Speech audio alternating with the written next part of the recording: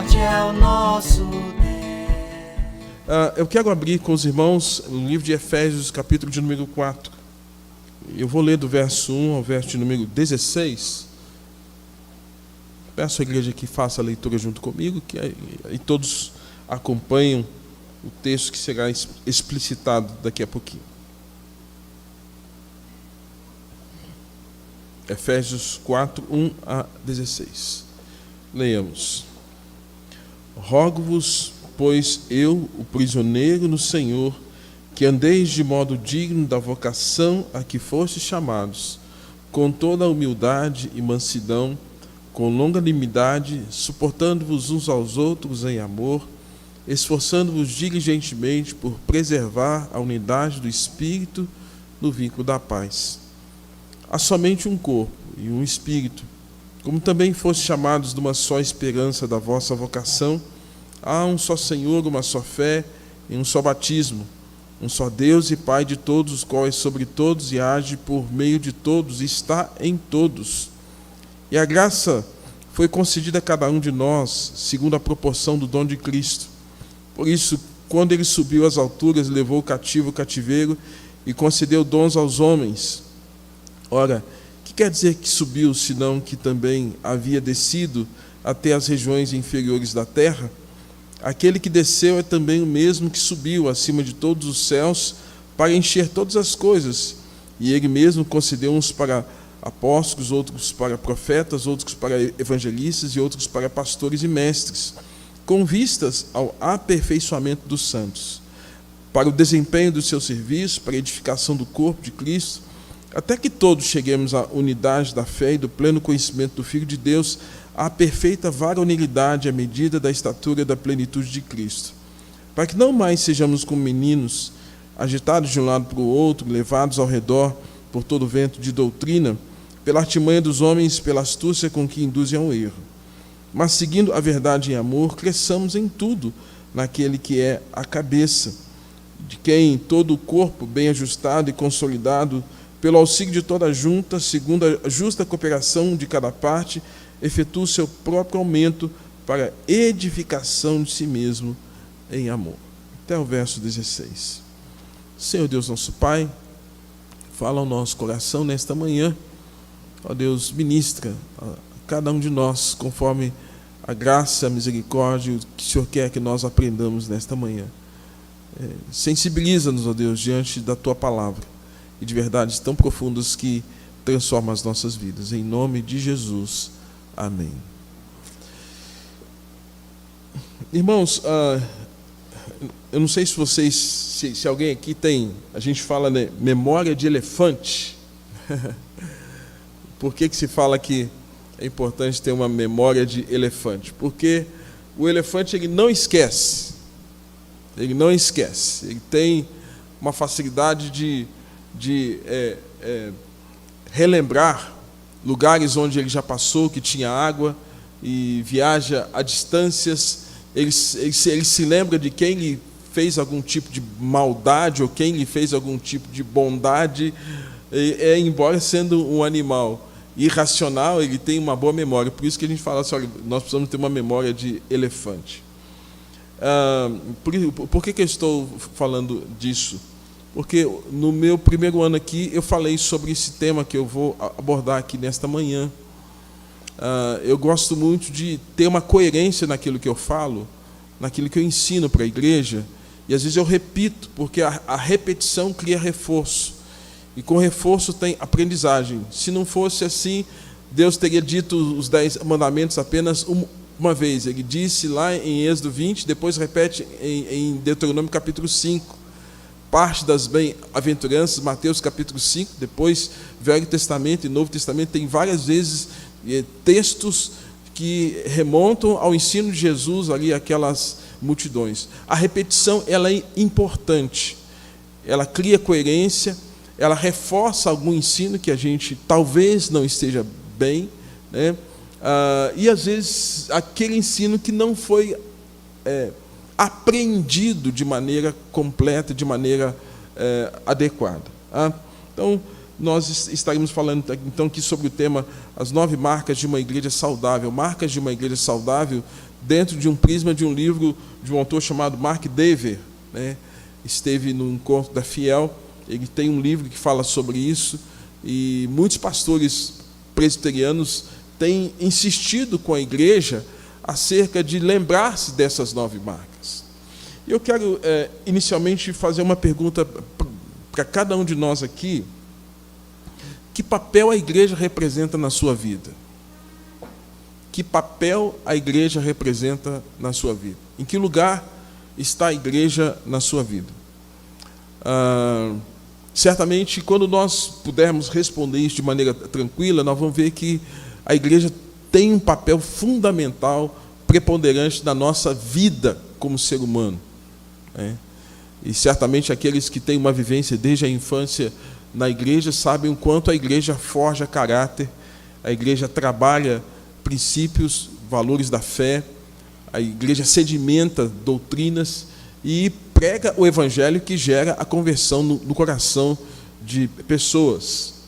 E eu quero então, afunilando essa fala, o que foi a igreja nesse momento de pandemia do ano de 2020, final de 2019, na sua vida? Ela teve importância, não teve importância? Foi relevante, não foi? A que ponto nós passamos a enxergar a igreja nesse momento? Como todo grupo social tinha que fechar mesmo, que tipo de pensamento nós tivemos? Irmãos, todos nós aqui sempre prezamos por saúde.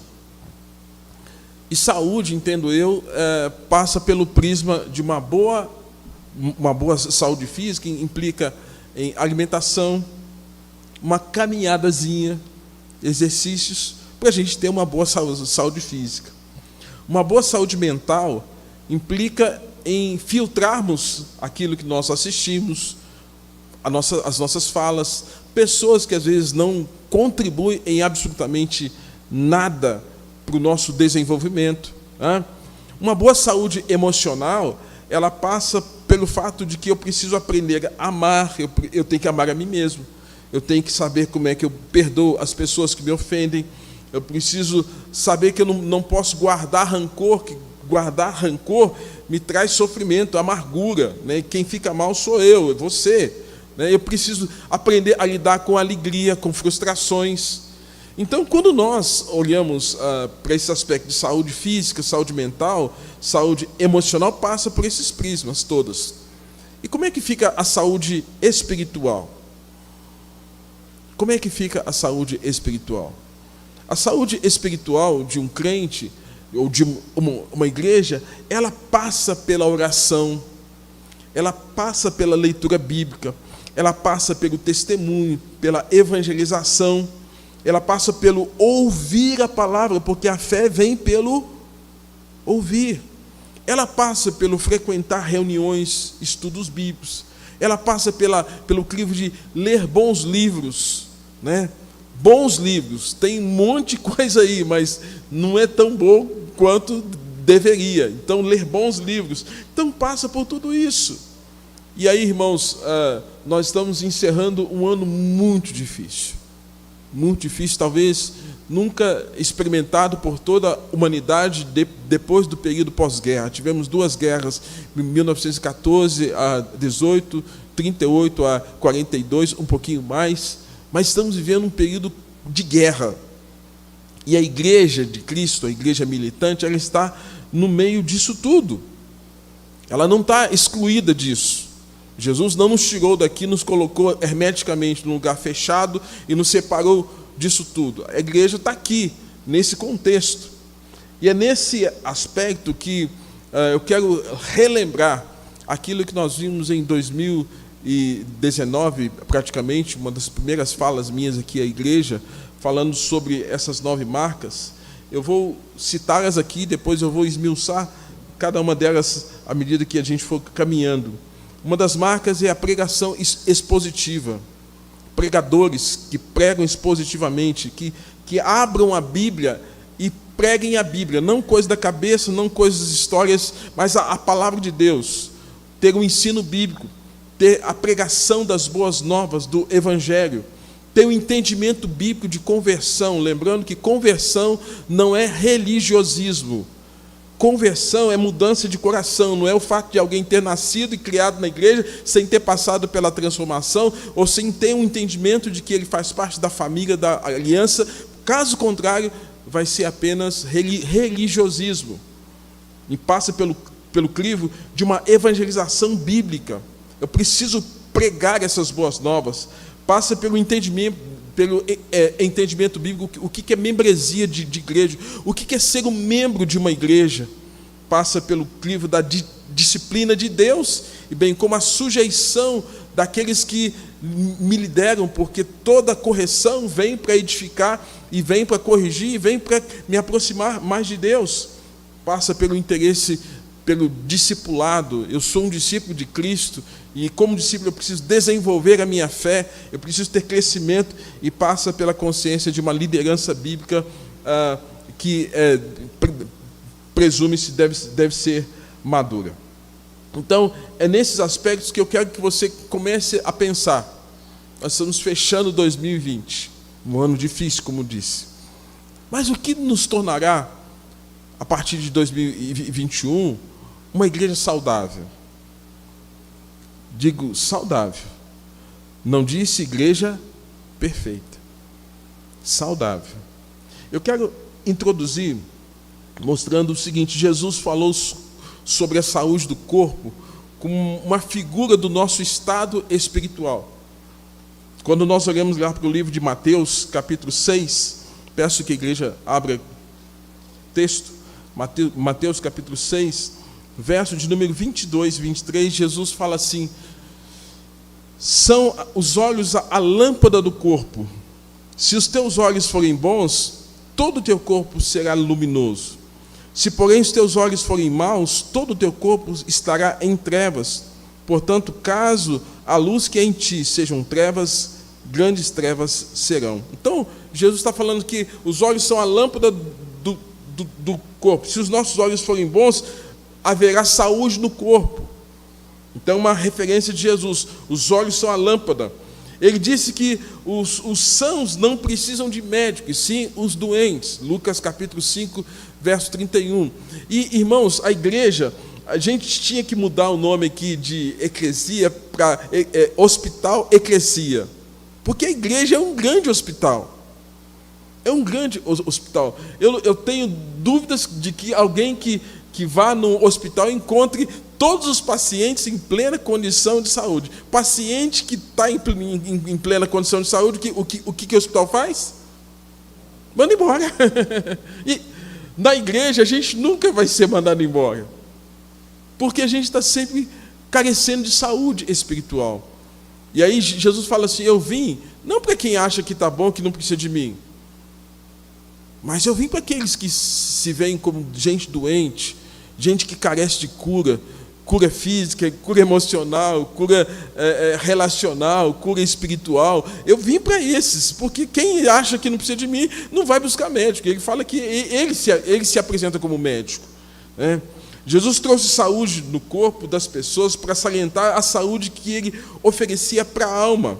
Marcos capítulo 5, verso de número 34, olha só o que diz em Marcos capítulo 5, verso de número 34, que fala assim: e ele disse: filha, a tua fé te salvou, vai-te em paz, fica livre do teu mal. Jesus é esse que quer nos ver livres do mal, não somente do mal físico, mas do mal espiritual, né? Em Atos capítulo de número 3, verso 16, os apóstolos continuaram a outorgar saúde e exaltar a Cristo, à medida que Pedro e João estão indo para o templo, e eles estão curando aquele coxo, e eles dizem: olha, nós não temos ouro nem prata, mas o que temos nós vamos te dar. Dinheiro a gente não tem, a moeda a gente não tem para dar para você. Mas eu quero que você entenda que a gente tem algo mais precioso do que a moeda que vai encher seu bolso e vai fazer com que você compre alguma coisa. Mas ele fala: olha, o que nós temos nós vamos te dar, o que nós temos é precioso. em nome de Jesus, levanta e anda, e aquele coxo saiu, e o Senhor curou aquele coxo. Então, os apóstolos continuaram a oferecer o mesmo remédio que Jesus ofereceu enquanto no seu ministério entre nós. E lá em Atos capítulo 4, verso 10, um pouquinho mais à frente aí, a referência que eu fiz é do capítulo 3, e no capítulo 4, verso 10, fala assim: tomai conhecimento, vós todos e todo o povo de Israel, de que em nome de Jesus, o Nazareno, a quem vós crucificaste, a quem Deus ressuscitou dentre os mortos, sim, é em seu nome que esse homem está o quê? Curado. A cura veio cura física, veio cura emocional, veio cura espiritual, o Senhor ministrando naquela circunstância. Irmãos, Paulo usou a figura da igreja como corpo de Cristo, descrevendo a sua prosperidade em imagens orgânicas de crescimento, que foi o texto básico que nós lemos aqui em Efésios capítulo de número 4. Quando Paulo vai, a partir do verso de número 11, ele vai nos informar que o Senhor nosso Deus havia dado à igreja os profetas, né? Ele fala primeiro os apóstolos, os profetas, os evangelistas, os pastores e mestres. Com que propósito? Com que fim? Com que fim? Ele fala que Deus deu. E se a gente começar pela ordem, contexto veterotestamentário, Deus deu os profetas. A partir do instante que Deus levanta Samuel, nós temos as tipologias de Cristo, né? Nós temos os patriarcas ali, Moisés como a figura de Cristo, o libertador.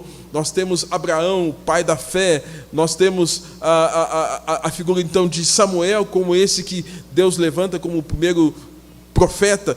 E depois, a partir da nova dispensação, a gente tem, no finalzinho dela, João Batista como um dos últimos profetas do Velho Testamento, e depois o próprio Jesus se apresentando como profeta, sacerdote e rei. E a partir de Jesus, no contato dele com os 12, ele forma uma equipe, 12 apóstolos. Esses apóstolos vão ser homens os quais ele vai usar para ministrar a vida daqueles homens, para que eles pudessem continuar a obra dele. E concomitantemente a isso, irmãos, Deus está levantando pessoas, evangelistas, pastores e mestres, homens que pudessem dar sequência àquilo que Jesus Cristo havia dito. E o resultado disso é que isso traria o quê? Verso de número 12 de Efésios capítulo 4, com vistas ao aperfeiçoamento dos santos. O que é aperfeiçoar? O que é aperfeiçoar? Aperfeiçoar tem a ver com o fato de ele estar tirando cada vez mais as imperfeições, as impurezas de caráter, as correções doutrinárias. Ele está trazendo um coração santificado, um coração purificado, né? Eu me lembro que em Mirassol, esposa de um diácono, logo quando casou, o marido pediu para que ela pudesse fazer um peixe. E ele foi lá, comprou o peixe, mas lamentavelmente a esposa não lembrava que para comer o peixe tinha que tirar o quê? Ela fez o peixe com a escama. Certamente aquele almoço ficou intragável. Ele contava isso rindo. Pastor, ela fez o peixe para mim com a escama, pastor. Como é que eu vou comer um peixe daquele? Certamente aquilo foi algo no início do casamento. Certamente, espero que ela tenha tido o aprendizado de não mais fazer peixe com escama, mas tirar a escama e fazer o peixe da forma correta. Irmãos, aperfeiçoando em várias áreas. E Deus quer que nós, a partir da conversão, sejamos aperfeiçoados. E o fato dele ter dado profetas, apóstolos, pastores, evangelistas e mestres, era com esse fim. E ele diz ainda mais, com vistas à edificação do corpo. E quem é esse corpo? É a igreja. Então, o fim pelo qual Deus trabalhou tudo isso, profetas, apóstolos, pastores, evangelistas, mestres, é para ter um corpo aperfeiçoado. Um corpo aperfeiçoado. Mas aí, essa ideia de perfeição, lembrando que Paulo vai nos ensinar em Filipenses, ele fala, não que eu já tenha alcançado, mas prossigo para o alvo, para o prêmio da soberana vocação de Deus em Cristo Jesus. Não que eu já tenha alcançado a perfeição, mas eu estou rumo a ela. E todos nós estamos rumo a essa perfeição. E sabemos que aqui na terra ela é inatingível. Então a ideia de perfeição aqui na terra é inatingível. E nesse aspecto, irmãos, quando é que nós seremos uma igreja perfeita? Aqui na terra? Nunca. Lá no céu, sim. Igreja triunfante, gloriosa, sem mancha, sem marca, sem ruga, santa e sem defeito. Então nós estamos aqui na terra, como homens e mulheres que cada dia mais estamos sendo trabalhados pelo Senhor, pela sua palavra, pelo seu Espírito, com vistas a esse aperfeiçoamento. E é por isso que Paulo fala muito nas suas cartas o quanto nós precisamos estar ligados à sã doutrina. O que é sã doutrina? Lá em Tito 2:1 ele fala dessa sã doutrina, é uma doutrina saudável, né? Uma doutrina saudável. Lá em João capítulo, na terceira epístola, verso 2, ele fala assim: faço votos por tua prosperidade e saúde, assim como é próspera a tua alma. Ou seja, o apóstolo João está falando àqueles crentes naquele contexto do primeiro século, o quanto ele desejava que houvesse prosperidade na alma, prosperidade na fé, prosperidade na vida com Deus, crescimento espiritual, desenvolvimento espiritual. Então, nenhuma das passagens é para dizer que Deus dá saúde a todos os seus filhos, mas sim que visam ensinar que a saúde é uma figura natural daquilo que é próprio e correto, saúde espiritual. É o que Deus quer que nós tenhamos. Portanto, irmãos, nenhuma igreja é perfeita, mas ela tem que cuidar para ser saudável. Nenhuma igreja é perfeita, mas ela tem que cuidar para ser uma igreja saudável. Graças a Deus, algumas igrejas imperfeitas são saudáveis. A gente tem, por exemplo, no contexto das igrejas que Paulo vai ministrar, a igreja de Filipos, a igreja de Filipenses, parece que era uma igreja saudável, uma igreja coesa, visão de Cristo correta, a forma como contribuiu para o ministério de Paulo, a exaltação de Cristo, como lidavam com a questão dos problemas para que não se tornassem ansiosos. Era uma igreja saudável, não uma igreja perfeita. A igreja de Filadélfia, lá no livro de Apocalipse, é uma das poucas igrejas que não recebe o puxão de orelha de Jesus.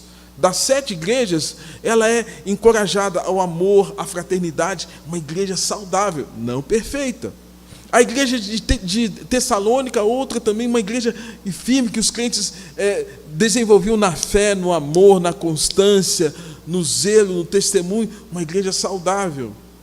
Irmãos, então, tem muita gente que está fora da igreja porque buscou na igreja uma igreja perfeita. E quando entrou para a igreja, viu que ela não era perfeita e saiu fora porque começou a apontar o dedo, porque a igreja era o quê? Cheia de defeito. São pessoas que, para mim, não conhecem as Escrituras. E porque não conhecem as Escrituras, elas querem um ideal de igreja perfeita na terra. Não, aqui na terra nós temos a mínima obrigação de sermos uma igreja saudável. Como cada um de nós precisa cuidar do corpo, cada um de nós precisa cuidar da mente, cada um de nós precisa cuidar das emoções, cada um de nós como igreja precisa ser um crente saudável e, sobretudo, vivenciarmos uma fé cristã dentro de um contexto de uma igreja saudável, não de uma igreja perfeita. Você vai ver que muita gente que está fora da igreja nos dias de hoje idealizou uma igreja perfeita. E porque idealizou e começou a ver as imperfeições, os defeitos da igreja, falou: eu não quero estar ali, talvez porque se achavam perfeitos demais. Erro, engano. Vamos ver então quais são essas marcas. Quais são essas 9 marcas que podemos identificar como 9 marcas de uma igreja saudável? As 9 marcas que Mark Dever, que é o autor do livro, vai nos apresentar. A primeira delas, a primeira marca, é sermos uma igreja, ou termos uma igreja com pregação bíblica. E a pregação bíblica hoje, que é mais falada, pregação expositiva. Tá? O que é isso, gente? A pregação expositiva envolve o quê? A fé de qualquer pessoa, ela precisa ser operalizada mediante a pregação do Evangelho. A fé não vem do nada. Por mais que cada um de nós tenha tido experiências profundas, doença, trabalho, algum momento que rogou a Deus em oração, essa fé ela vai criando profundidade à medida que tem pregação do Evangelho. E quando nós olhamos lá para Romanos capítulo 10, verso de número 17, você pode aí abrir comigo, Romanos 10, verso de número 17, o apóstolo Paulo, ao falar à igreja de Roma, ele diz assim, vou ler o verso de número 16, mas nem todos obedecestes ao Evangelho. Nem todo mundo obedece ao Evangelho. Pois Isaías diz, Senhor, quem acreditou na nossa pregação? Isaías 53, nós lemos esse texto, né? E assim, a fé vem pela pregação. E a pregação pela palavra de Cristo. É como se fosse uma locomotiva. Palavra, pregação, fé. Então, vem pelas Escrituras, pela pregação das Escrituras, que vai gerar fé no coração do homem. Essa locomotiva, irmãos, é que vai desencadear na salvação do pecador. Palavra, pregação, fé.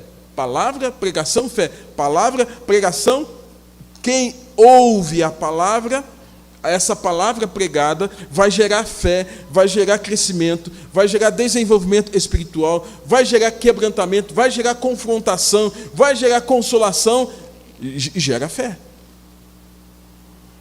Agora, se nós desprezamos as Escrituras e se nós desprezamos a pregação, como é que vai gerar fé no coração de alguém que despreza a palavra e que despreza a pregação? Então, não há um desenvolvimento. Por isso que a Bíblia fala, conformosos são os pés daqueles que anunciam, que proclamam as coisas novas, né? Então, assim como os profetas no Antigo Testamento, os apóstolos do Novo Testamento não receberam apenas uma ordem para ir e falar, mas uma mensagem específica. Os pregadores cristãos hoje têm autoridade para falar da parte de Deus somente se proclamarem as palavras dele. Veja lá, 1 Coríntios capítulo 4, verso 2. 1 Coríntios 4, 2. Abra aí a sua Bíblia, você que está em casa também, abra aí 1 Coríntios 4, 2. E você vai ver o que o apóstolo Paulo vai dizer nesse capítulo. Vou ler o verso 1 e o verso 2. Diz assim: assim, pois, importa que os homens nos considerem como ministros de Cristo e despenseiros. O que é um despenseiro? Você tem despensa na sua casa? O que fica lá? O que fica na sua despensa? Alimento. Arroz, feijão, açúcar, óleo, sal, macarrão, né, tempero, fica lá, farinha, né, fica lá. Aí você vai, eu vou fazer uma comida, você vai onde? Na despensa e vai pegar aquele alimento para preparar aquele alimento para servir à mesa. A ideia é a mesma. Onde é que o ministro vai? Ele vai nas Escrituras. Ele vai buscar nas Escrituras e ele vai pegar nessa grande dispensa que são esses 66 livros, né, que nós temos em mãos, né, e que para nós é a palavra de Deus. Nós vamos pegar nessa dispensa, vamos preparar e debaixo de oração, temor diante de Deus, e vamos apresentar isso. E aí, o que esses dispenseiros precisam ter? Verso 2. Ora, além disso, o que se requer dos dispenseiros é que cada um deles seja o quê? Encontrado o quê? Fiel. Eu nunca vi, vou dar uma ilustração aqui que pode ser. Diz que tem um tipo de mandioca que não é saudável, né? Eu não sei fazer a distinção. Tem uma mandioca braba que ela causa dano, ela traz intoxicação. Eu não sei qual é. Mas vai que eu vou um dia na sua casa, você vai fazer aquela mandioquinha deliciosa para o pastor, e de repente você, não sabendo da distinção, você me apresenta aquela mandioquinha fritinha, mas não é aquela saudável. Você foi buscar um alimento, mas o alimento não era saudável, não nutria, intoxicava, mata. Gente, tem muita gente que se diz dispenseiro e que está levando um alimento que está matando as pessoas, destruindo a fé, destruindo esperança, trazendo distorções. E uma igreja saudável, ela precisa ser uma igreja que tenha uma exposição bíblica. E aí não somente por parte do pastor, mas de todos os líderes que são responsáveis para pegar nessa dispensa, através de um estudo bíblico, de uma pregação, uma devocional, pegar esse alimento e apresentar. Gente, a comida é essa, eu só fui fiel àquilo que esse alimento tem como substância para nutrir a cada um. É esse princípio que Paulo está dizendo. Os apóstolos do Novo Testamento não receberam apenas uma ordem para ir falar, mas uma mensagem específica. Então, nós temos que levar um alimento em que praticamente quem fez com que aquele alimento existisse não foi o dispenseiro, foi o agricultor, foi Deus. Os pregadores cristãos de hoje têm autoridade para falar da parte de Deus somente se proclamarem as palavras dele. Então, nós temos que ser encontrados fiéis. Segunda marca. Uma segunda marca, irmãos, é ter uma teologia bíblica. Teologia bíblica. Tá? E essa teologia bíblica tem a ver com o quê? Nosso grande desafio, quando nós nos aproximamos das Escrituras, é fazer uma distinção, aquilo que tem a ver com aspectos culturais e aquilo que é palavra de Deus. Eu sempre cito uma frase que diz assim, que eu aprendi com o reverendo Guilhermino Cunha, num dos seus sermões da reunião do Supremo Concílio. Em coisas de maior valor tenhamos unidade. Em coisas de menor valor, tenhamos liberdade. Em todas as coisas, tenhamos amor. Então, essa frase sintetiza o quê? Por exemplo, nós lemos aqui Efésios capítulo de número 4, que Paulo fala assim, olha, verso 2, com toda humildade e mansidão, com longanimidade, suportando uns aos outros em amor, esforçando-nos diligentemente por preservar a unidade do Espírito no vínculo da paz. Há somente um corpo. Quer dizer, você crê, como eu, que só há um corpo, que é a igreja de Cristo? Se nós cremos, isso é uma coisa de maior valor, que nós podemos abrir mão? Não podemos abrir mão. Fala ainda, foste chamados numa só esperança da vossa vocação. Só o nosso Deus nos chama para a salvação e para o serviço. Nós podemos abrir mão dessa consciência e desse ensino bíblico? Não. Ele fala, há um só Senhor. Nós temos outros senhores, além do Pai, do Filho e do Espírito Santo? Não. Nós adoramos Maria como nós, esses dias atrás, nos lembramos do nascimento de Jesus? Não, nós não somos adoradores de Maria. Nós entendemos que Maria tem o seu papel. Nesse fato, a Trindade excelsa é um ponto que deve nos unir, o qual nós não podemos abrir mão. Nós não abrimos mão do ensino bíblico acerca do Pai, do Filho e do Espírito Santo. É uma coisa de maior valor? Então não vamos abrir mão. Ele fala ainda, há uma só fé, um só batismo, um só Deus e Pai. Essas coisas a gente pode abrir mão? Não. Nós não podemos abrir mão. Tem coisa de maior valor. São pilares da nossa fé. Em coisas de menor valor, tenhamos liberdade. Aí a gente pega aspectos do ponto de vista bíblico, irmãos, que Paulo vai dizer assim, olha, tem um que come carne de porco, tem outro que não come. Aí ele fala assim, bem-aventurado aquele que não se condena naquilo que aprova. Paulo fala isso em Romanos, você gosta daquele torresminho, o outro irmão se escandaliza com o torresmo. Como é que faz? Então, por amor a esse irmão, o dia que você o convidar para ir na sua casa, não ofereça torresmo. Faça lá um outro tipo de carne, um carneiro, faça lá um bife a rolê, alguma coisa assim. Faça outra coisa, mas não ofereça carne de porco, senão você vai escandalizar aquele irmão. É uma coisa que a gente pode abrir mão? Pode. E, amados, tem muitas coisas as quais nós podemos ter um nível de tolerância, porque nem a própria Bíblia traz prescrição acerca daqueles fatos. Dá um exemplo que às vezes acontece. Tem muitos casais que têm uma dificuldade absurda na questão da sexualidade. E aí vem até uma incompreensão, porque alguns acham que o seguinte, que quando o casal está em ato sexual, que Deus sai daquele lugar porque não quer ver o que está acontecendo. Eu já tive a oportunidade de atender pessoas que pensam assim, e que gente, está lá em Gênesis, multiplicar e seja o quê? Fecundos. O próprio Deus estabeleceu princípios, e aí fica uma alteração de pensamento, de ensinos, os quais a Bíblia é muito categórica.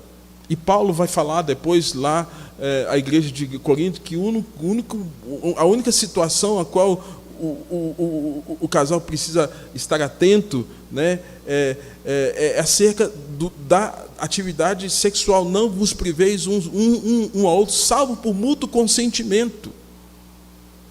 Então a Bíblia está ensinando essas coisas para a gente, e às vezes a gente entra por um caminho completamente alheio às Escrituras. A igreja precisa ter uma teologia bíblica. Citei já aqui, outras vezes, uma reunião de SAF, interior de São Paulo. A Bíblia é clara falando que o marido é o cabeça, ele tem um poder de liderança dentro do aspecto lá. Não é machismo, não é essa liderança pagã, mundana, perversa. Ele tem uma função sacerdotal dentro de casa. E aí uma senhora estava ensinando, pregando lá em nossa igreja, e ela disse assim, que o marido é o cabeça, mas a mulher é o pescoço. E a mulher vira o pescoço para onde ela quer. Ou seja, quem manda é quem? Opa! É esse princípio bíblico?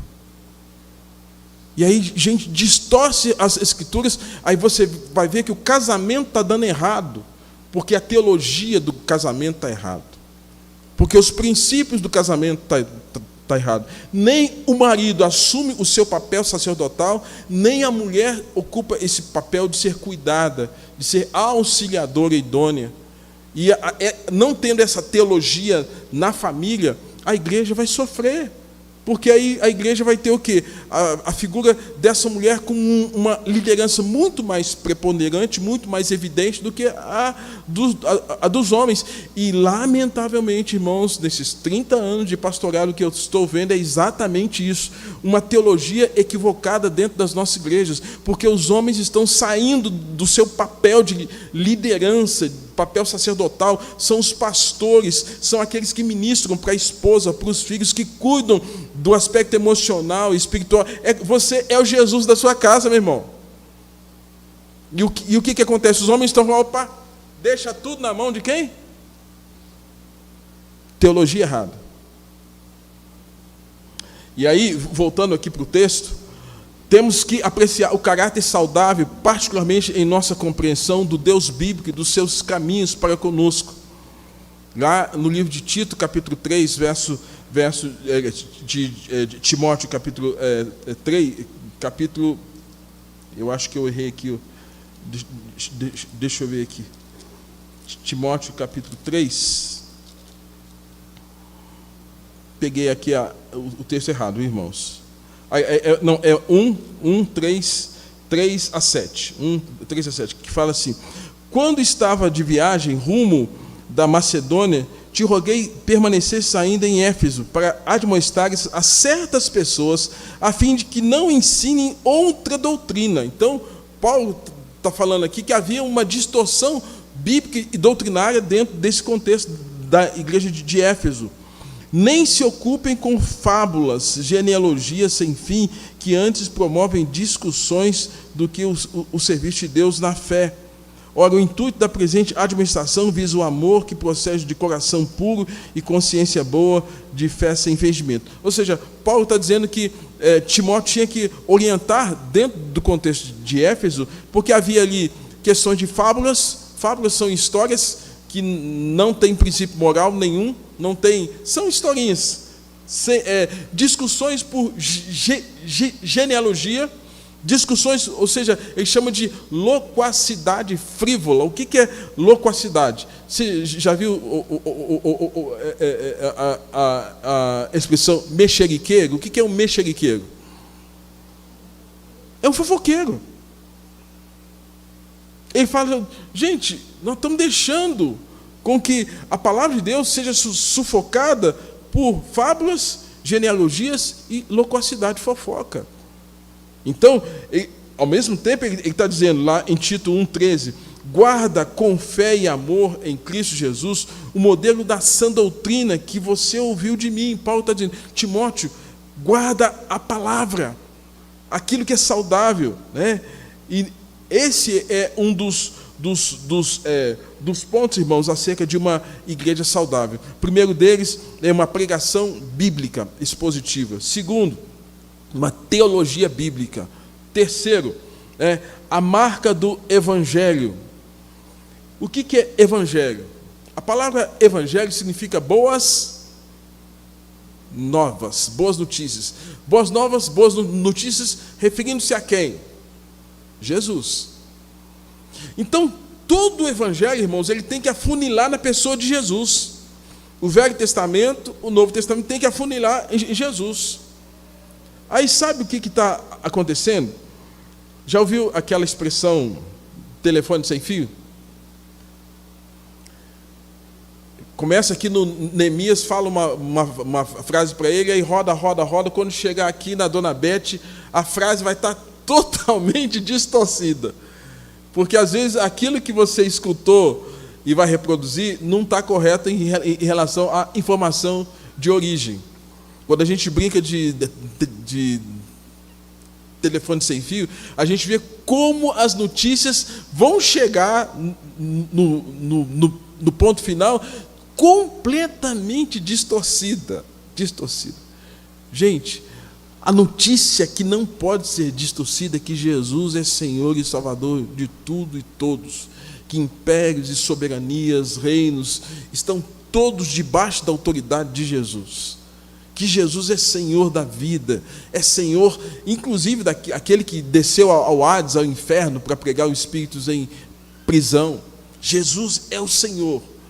E aí toda uma construção veterotestamentária aponta para ele, o Messias.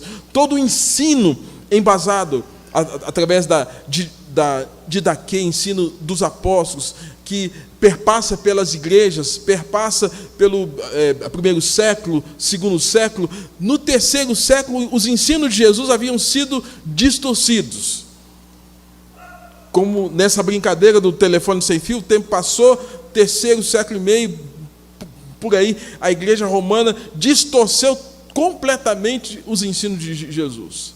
E agora insere a figura de Maria, agora insere a figura das imagens, agora insere a figura, a figura dos santos, e vai trazendo ensinos completamente daquele que é o ponto central: Jesus é Senhor. E, amados, nos nossos dias, há muita gente que está distorcendo os ensinos de Jesus. E distorcendo o que é evangelho. Evangelho. Uma igreja saudável está repleta de pessoas que têm um coração voltado para o evangelho. E ter o coração voltado para o evangelho significa um coração voltado para a verdade daquilo que Jesus ensinou.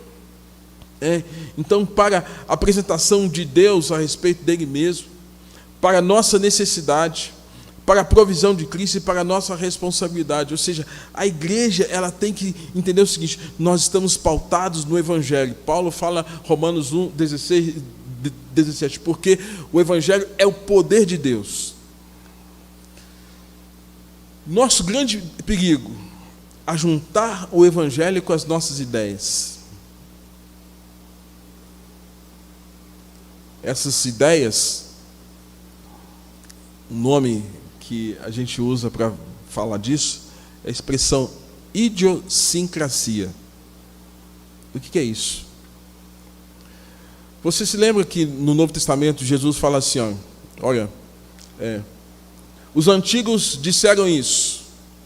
Aí ele fala, eu porém vos digo. O que Jesus está querendo corrigir? É que no Velho Testamento, os escribas, fariseus, homens da religião do Velho Testamento judaica, à medida que o tempo foi passando, eles foram inserindo conteúdos naquilo que os profetas falaram, naquilo que o próprio Deus deu lá no Velho Testamento. Mais ou menos a ideia: quem conta um conto, aumenta um ponto. Aí chegou no livro de Mateus, você pode ler lá comigo? Abra aí a sua Bíblia. No livro de Mateus.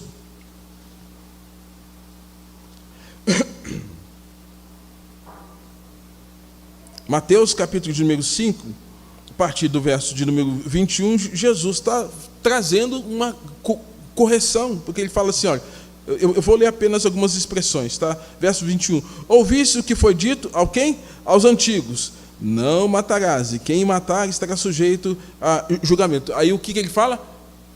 Eu, porém, vos digo. E você vai ver um pouquinho mais à frente, verso de número 27. Ouviste o que foi dito? Não adulterarás. Eu, porém, vos digo. Qualquer que olhar uma mulher com intenção impura já adulterou. Mais à frente, 33. Também ouviste que foi dito aos antigos. Não jurarás falso testemunho, mas cumprirás rigorosamente para com o Senhor os teus julgamentos. Eu, porém, vos digo. Jesus, irmãos, está trazendo correção a algumas distorções que começaram a haver a partir do tempo. Porque ele queria que se voltasse ao ensino correto. E o grande desafio da igreja contemporânea, irmãos, é nós voltarmos ao Evangelho. Evangelho, boas notícias. Eu vou ouvir o Evangelho. Eu sou um crente por causa do Evangelho. Eu sirvo a Deus por causa do Evangelho, das boas notícias. Isso sim. Uma quarta marca de uma igreja saudável, irmãos, segundo Mark Dever, é a correta compreensão acerca de conversão. Conversão é o quê? Arrependimento e a fé são deveres sagrados, também graças inseparáveis forjadas em nossas almas pelo regenerador Espírito de Deus. Jesus, lá em João, deixa claro: importa-vos nascer de novo. Uma coisa que nós crentes temos que estar assim atentos. Velho Testamento, quando Deus chama Abraão, ele diz que faria uma aliança com ele por meio da circuncisão. E todos os meninos deveriam ser circuncidados ao 8º dia. Lá em Deuteronômio capítulo 6, fala que esses ensinos do Velho Testamento deveriam ser ensinados, inculcados, andando pelo caminho, assentado à mesa. De todas as formas, esse ensino deveria ser ministrado a esses filhos. Se a gente pensar na circuncisão como um ato de aliança com Deus, nós vamos pensar na circuncisão como uma conversão veterotestamentária. Nós, como igreja reformada, nós cremos que os filhos são filhos da aliança. O que é um filho da aliança? É o filho de um pai, uma mãe crente, que vem à igreja, que ensina os valores da fé para o filho. O menino cresce, batizado, 12, 13 anos, vem à frente e fala: eu acredito no Deus dos meus pais, eu creio nele, eu declaro a minha fé nele. Publica a sua fé. Se esse menino está fazendo isso com a consciência correta, com o entendimento de fato de quem Deus é um menino que faz parte da família da aliança. O pai e a mãe convertidos vêm à igreja, ministra, ensina, ora com ele entende quem é Deus, ele tem temor do Senhor, ele guarda no coração. Ele não tem o dia e nem a hora da sua conversão, mas ele tem consciência de que se ele morrer, ele vai para Deus. Esse menino é convertido, filho da aliança.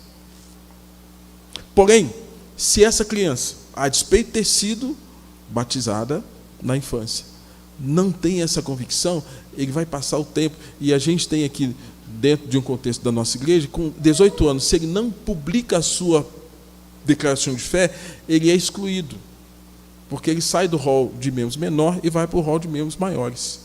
E sendo alguém que agora vai para o rol de membros maiores, se ele não declara fé, ele pode ser aluno da escola, mas não é membro comungante, porque ele não declarou a sua fé.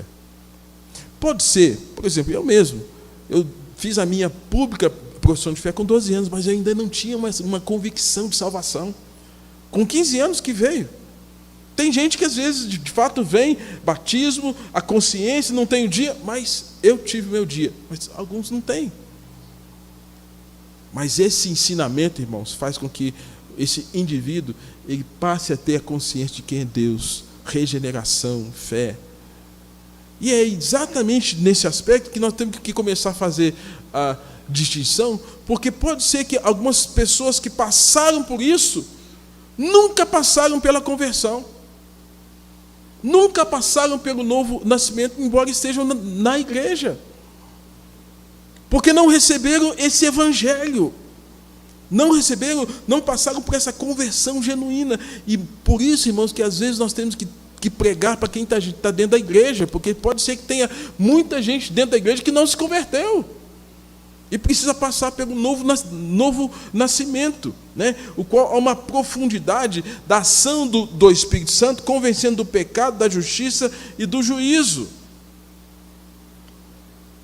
Aí sim tem essa ação de convencimento que vem do Espírito Santo no coração do crente, que faz com que a vida mude, a consciência mude, a vontade mude e o desejo de servir a Deus mude. Conversão bíblica. Tá? A quinta marca é uma igreja que evangeliza. Quem é a igreja aqui? Quem é a igreja aqui? Os de casa também podem erguer as mãos, viu? Aqui tem um monte de gente aqui, né? Nós somos igreja. E, gente, uma quinta marca é a gente ter, já que a gente recebeu as boas novas, agora a gente vai comunicar essas boas novas. E nesse aspecto, ter a forma mais simples. Por exemplo, você pode usar as 4 leis espirituais para falar o quanto Deus já mudou a sua vida. Eu sempre, quando faço algum tipo de discipulado individual com alguém, eu falo, lembre-se da sua conversão. Se você não tem o dia, não tem o mês, não tem a hora, lembre-se que você é filho da aliança, mas se apegue a isso, porque é o que você tem para falar do Evangelho para outras pessoas. E se você pode dizer assim, olha, Deus te ama. Deus ama você e Deus tem um plano maravilhoso. Deus, Ele tem um plano por quê? Porque você é pecador, você precisa de perdão dos seus pecados. E com o pecado você está separado de Deus. Uma terceira mensagem, você pode dizer, olha, Jesus Cristo é a única solução do seu problema. Sem Ele você não é nada. Seus pecados não são cancelados. E você, se passar pela morte sem Cristo, você vai para um lugar destituído da presença de Deus. Agora você precisa receber esse evangelho, abrir seu coração e se arrepender dos seus pecados. Gente, é coisa simples assim. Então, quem é que tem que ter essa mensagem? Todo crente. Ah, pastor, mas eu já preguei para tanta gente. Ok, não é competência sua converter ninguém, mas é competência sua pregar o evangelho para quem Deus colocar na sua frente. Eu não sei se eu cheguei a compartilhar aqui. Onde eu moro lá tem um vizinho que toda vez que eu chego em casa, da igreja, das atividades, às vezes ele está fumando maconha, na porta de casa, na porta da casa dele.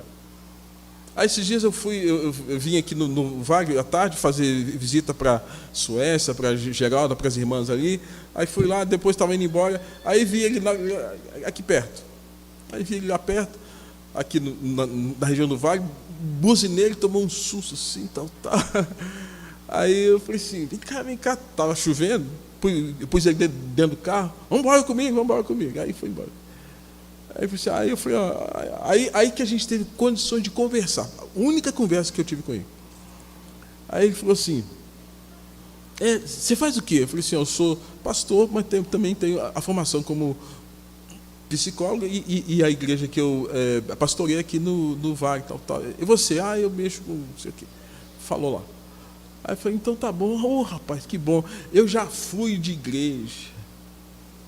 E fui daquelas igrejas que o pastor falava que tem que ir com a roupa assim, a roupa assada, assim. Eu tomei raiva, nunca mais fui. Aí eu falei assim, não, mas por quê? Porque muita regra. Eu falei, então, eu sou da igreja presbiteriana, a gente preza pelo ensino da Bíblia, pela palavra de Deus, pregação do evangelho, que a gente mais ensina ali, mais preza é isso. Até a gente tem uma ênfase muito grande naquelas pessoas que vão pregar, para que elas sejam zelosas na questão da pregação, né? E o centro é Cristo. Rapaz, gostei, qualquer dia eu quero ir na sua igreja. Aproveitar podia ter ido embora, dei carona, o cara sabe onde eu sirvo, quem eu sou. Gente, a gente está perdendo muita oportunidade de falar do amor de Deus, de falar para um parente, para um amigo, para um vizinho. Isso é pregar. O cara sabe que eu estou ali. Acho que só o fato de ter quebrado a ideia de que ele me vê e a gente não tinha... Só o fato de oferecer uma carona, a gente tem que se abrir para pregar, para falar desse amor de Deus. A quinta marca de uma igreja saudável, ou de crentes saudáveis, é gente que prega com a vida, com a palavra. Às vezes alguns dizem assim, olha, o seu testemunho fala mais do que 1000 palavras. Ok, mas a fé vem pelo quê?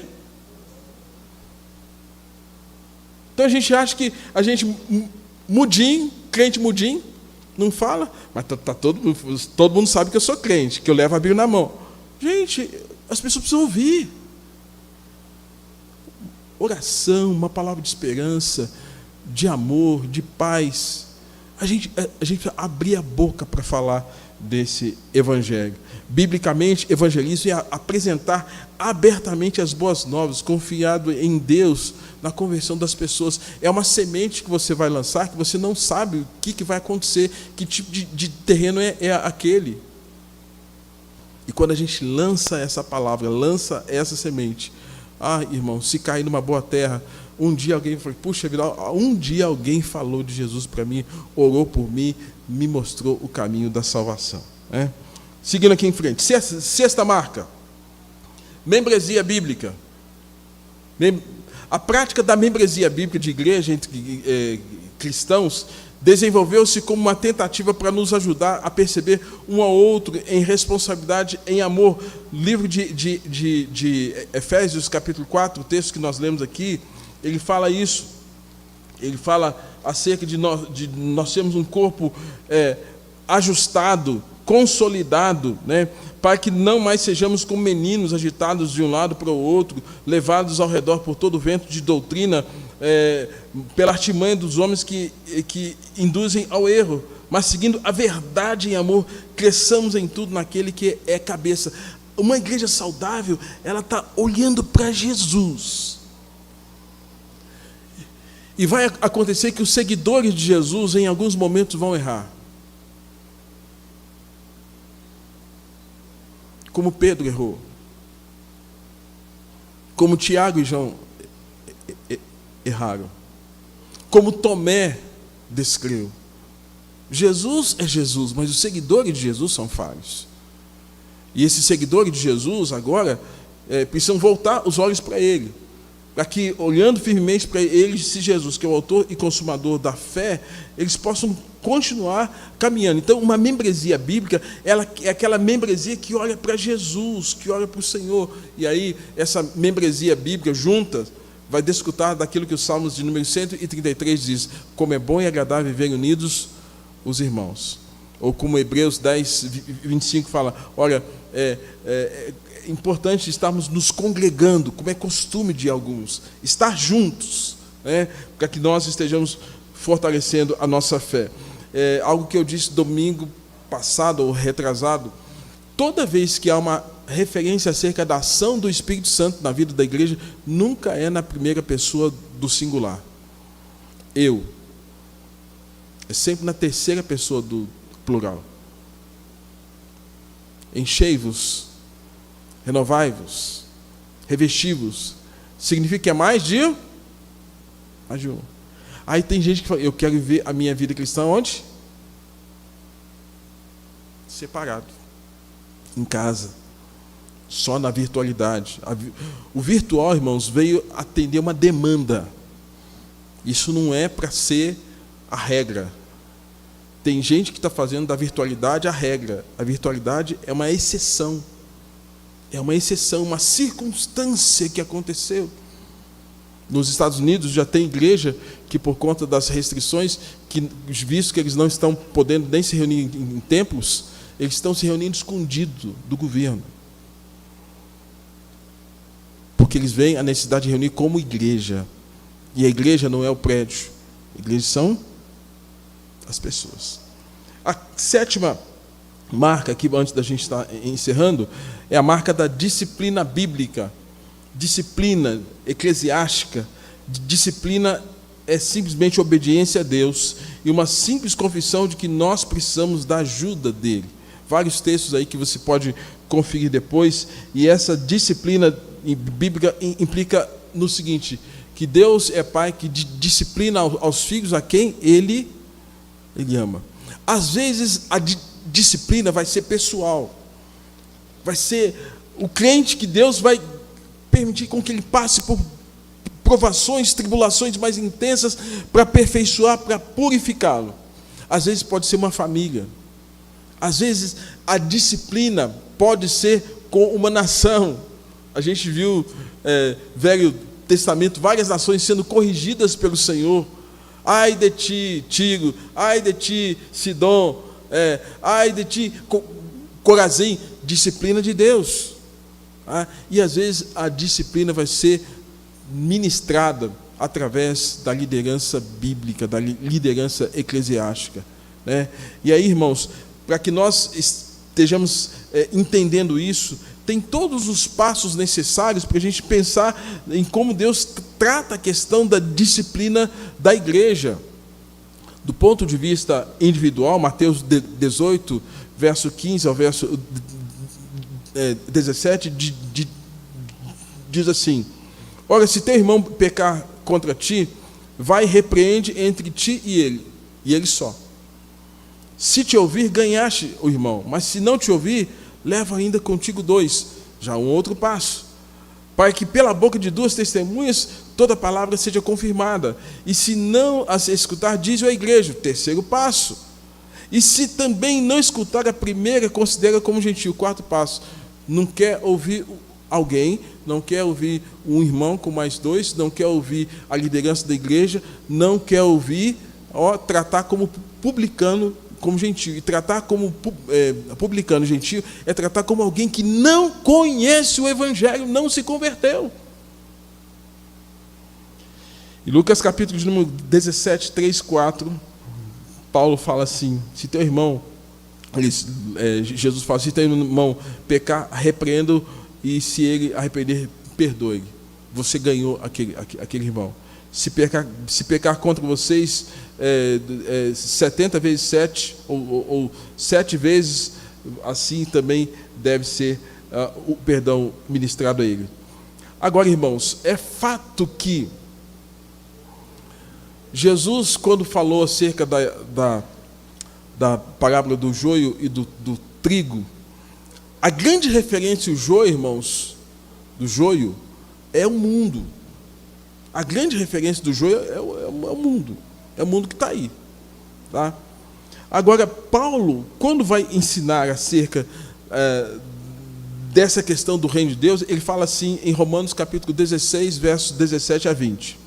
Rogo-vos, irmãos, que noteis que os que promovem dissensões e escândalos contra a doutrina que aprendestes, ele fala, desviai-vos deles, porque os tais não servem ao nosso Senhor. Às vezes a gente fica com muito peso em relação a como lidar com isso. Mas Jesus fala, quem comigo não ajunta, espalha. E Ele está querendo que, de alguma forma, nós estejamos sendo zelosos com a obra dEle. E vai chegar, irmãos, situações as quais nós vamos ver que é possível que tenhamos, no meio do povo de Deus, o velho fermento.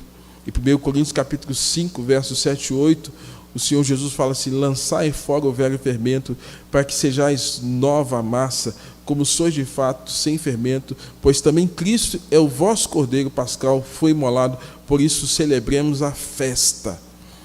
Ou seja, Jesus está falando assim que pode haver o velho fermento. Você já fez comida, já fez um bolo com um fermento velho? As mulheres aí? Qual foi o resultado? Não deu, né, minha irmã? O velho fermento estraga tudo. Estraga. Então, gente, veja o peso da palavra de Jesus. Lançar o quê? É velho fermento? Não dá para pôr nessa farinha. Não dá para pôr aqui nesse meio. Não dá para pôr aqui. Aí tem que se lançar fora. Né? Lançar fora. Então, ele fala, por isso celebremos a festa, não com o velho fermento, nem com o fermento da maldade e da malícia, sim com asmos da sinceridade e da verdade. Irmãos, para a gente fazer isso aqui, a gente tem que estar muito seguro e muito firme na nossa fé e com uma espiritualidade assim, muito saudável, porque senão vai parecer algo muito pessoal, não é? Vamos excluir, vamos expulsar, vamos... A igreja tem que estar muito saudável espiritualmente para lidar com isso, porque senão ela pode, no desejo, no excesso de zelo, fazer alguma coisa que não é certa. E lamentavelmente tem muitas histórias nas nossas comunidades cristãs de pessoas que foram confundidas com o velho fermento, ou que passou alguma situação que inadvertidamente criou um problema maior do que aquele. É por isso que quando a igreja está saudável, isso vai ser natural. Muito natural. O próprio Deus vai nos dar sabedoria, né?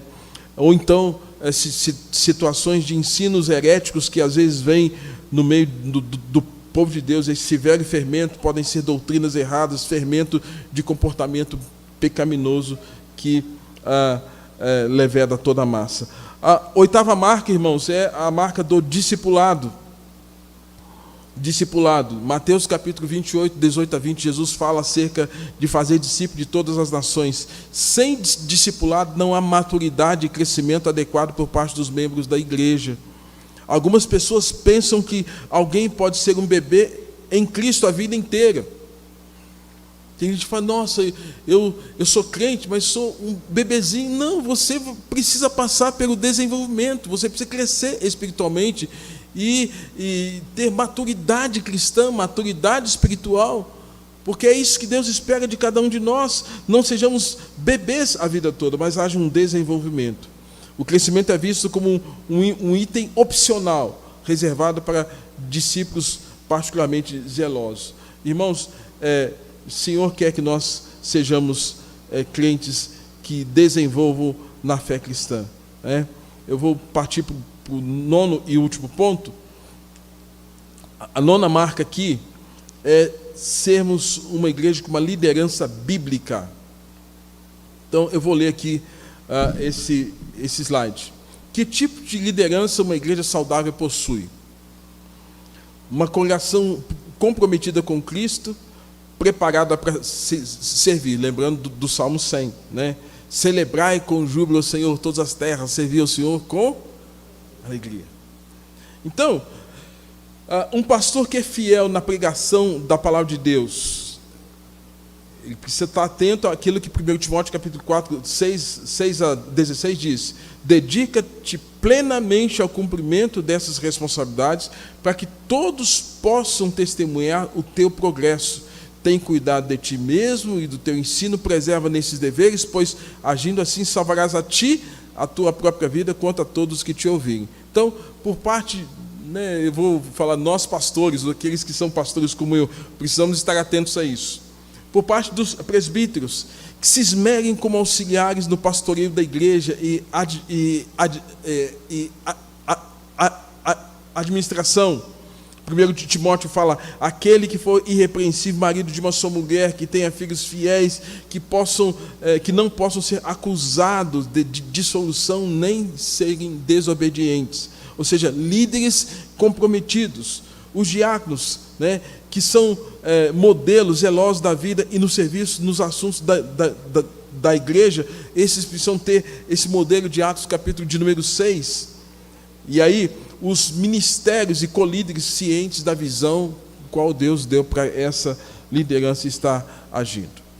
Irmãos, bem rapidamente, revisando coisas que nós já vimos em 2019, para que dia após dia nós estejamos alinhando a nossa visão de igreja, não como uma visão de igreja perfeita, mas uma igreja saudável. Nós temos o desafio de 2021 desenvolver essas marcas. Marcas essas que são a pregação bíblica expositiva, o ensino bíblico, pregação das boas novas do Evangelho, entendimento bíblico do que é conversão, entendimento bíblico de evangelização, pregação das boas novas, entendimento bíblico de membresia, o que é o fato de eu ser parte de uma igreja, e se eu sou parte do corpo, eu não posso estar fora dela, eu tenho que estar inserido nela, eu tenho que estar ligado a essa igreja. Disciplina bíblica, discipulado e crescimento e liderança bíblica. São 9 princípios fundamentais que entendo que vão nos permitir, tal qual Paulo fala, a igreja de Éfeso, sermos uma igreja aperfeiçoada, sendo aperfeiçoada, tendo maturidade cristã e desenvolvimento da nossa fé. Você vê que aqui ele não fala de quantidade. Ele não está falando de quantidade. Ele está falando que quando nós somos saudáveis, a multiplicação vai ser o quê? Resultado da saúde. Um casal perfeito, ou um casal saudável, com capacidade procriativa, vão ter filhos. E os filhos da igreja são pessoas que são alcançadas pelo testemunho, pela pregação, pela comunhão, pelo amor, pela fraternidade vivida por essa comunidade. Naturalmente, tudo isso pode acontecer. Amém, igreja? Eu sei que foi longo aqui, mas visto nosso domingo aí de finalização das atividades do ano de 2020, nós precisamos trazer essa consciência para a igreja e crescermos mais na presença do Senhor. Vamos estar de pé e vamos orar?